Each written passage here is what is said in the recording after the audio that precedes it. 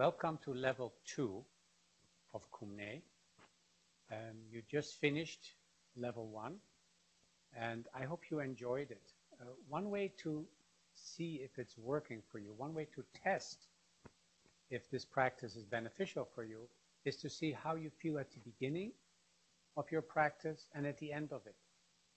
My experience is that if you are a little bit upset or you're anxious, or even if you're a little lazy and sluggish, and you start to do Kumne and you really put your mind into the postures, into the movements, so you're not spacing out in the meantime, but you really go into it, it's pretty much guaranteed that you will feel much better afterwards. So test how you feel at the beginning of a practice and at the end. Very often I find that people at the end of the practice don't even remember what they might have been upset about at the beginning of the session. And if you would remind them, say, now, what were you upset about? I don't remember, or I just cannot get to it anymore. So there is the test for you to see if the practice works. So level 1 was also about body awareness. And this is really the main practice in the beginning. How can you have your awareness, your mind and your body be together? So there's many different ways of saying that, but it is like you envelop your body with your mind, as if your awareness wraps the whole body within awareness. When I start to think about something, it's an indication that I have disconnected from contact with the body. So if I think of something like really something is nagging at me and I quickly connect to the body, the nagging is easing, is slowly going away, sometimes very quick.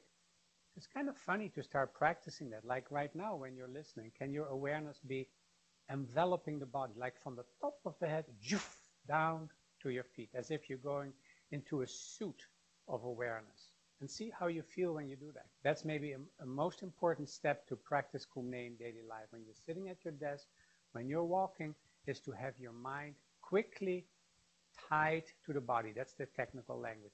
Tie the mind to the body. But what it is, it's instead of following a thought, you are with your body. It's not like, oh, I'm aware of my body. I can observe my body. No, your body and your mind are together. So that's what you want to learn. As soon as that happens, sensations and feelings will come. Maybe in the beginning not, and that's why we do the postures and the movements, but sooner or later, when your mind connects to the body, you will have sensations and feelings. And that's the beginning of Kumne. Sensations and feelings belong to the body. Just like seeing belongs to the eyes and hearing to the ears, feelings belong to the body. So it's the experience of life in the body is sensations and feelings. So to not have sensations and feelings in the body means, yes, you're going through the motions of living and maybe you get a lot done, but you're not experiencing life. That is a feeling, a sensation in the body. So the principal practice of Kumne is mind and body together, become aware of sensations and feelings and follow them. And that's exercise 4, following sensations. That's how you begin Kumne. So when you do an exercise, a posture, a movement, and you begin to get sensations, that means tension is melting. What was held begins to release. And we call that relaxation, but that's actually a term of coming to life. There's a part of us that is on hold or contracted or tense. And when you start to have sensations, that means the tension is beginning to loosen up. And you can tell because you have sensations. So sensations means that area is coming back to life again. And that's important because many of the difficulties we encounter is because we're holding tensions. We are suppressing experiences. And in Kumne, they begin to loosen up again. So after you have done level 1, you should know about body awareness. You should know about sensations and feelings and be able to follow them. And you should begin to have a clear experience right after the first one or second class already is the difference of how you feel at the beginning of a practice and the end of a practice. And what we're really doing with body awareness, we'll begin to create inner space. That's what we're doing in level 1. So I hope you enjoyed it. And I'm very sure if you enjoyed level 1, you will also be happy to have enrolled in level 2, because level 2 has all kinds of aspects that are really relevant in daily life. In order to appreciate level 2, it may help to hear how Kumne works with us. According to Kumne, we're made up of a lot of crisscrossing energies. Like life is energy, and the energies that we get is from different sources, which will be discussed later. But the breath is one, the sunlight is another, and water, all kinds of sources of energy. So all those energies together make up our life.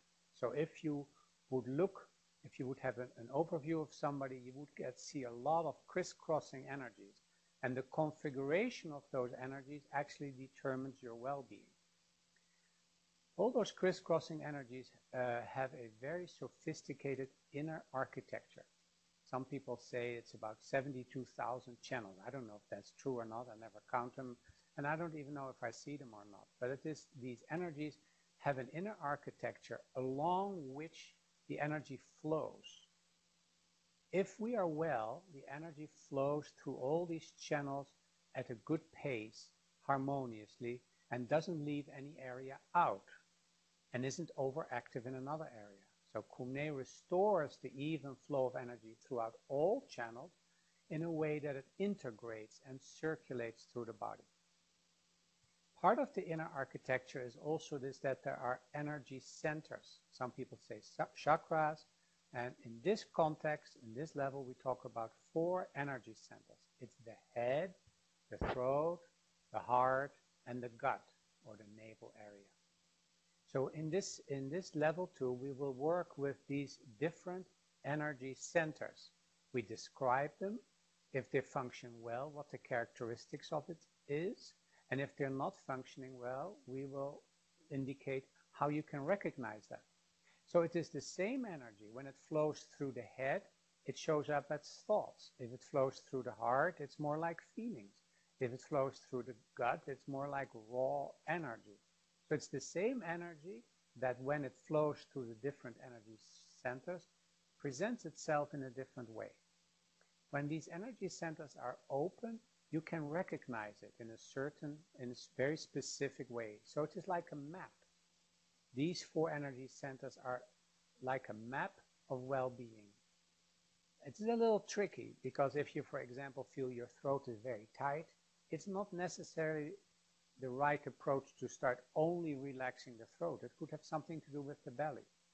Or if you say, well, you should open your heart, let's focus on the heart, that may not work at all. In order to open the heart, we may first have to work with the throat, calm down the head, and activate the gut energy, which is actually like the engine room, the fire, the wood or the coal to get the heart going. So just to open your heart is not a very simple matter of just focusing on the heart. It has to do with all the energy centers being active. So in this level, we will work on that. And we are in balance when all these energy centers are open in a relaxed way, not overly active, like sometimes it's one center is way out of proportion active, like the head, thinking thoughts and plans and ideas, but we can't keep up with our own thoughts. So that means that this area is very active. So we need to calm this down and activate these.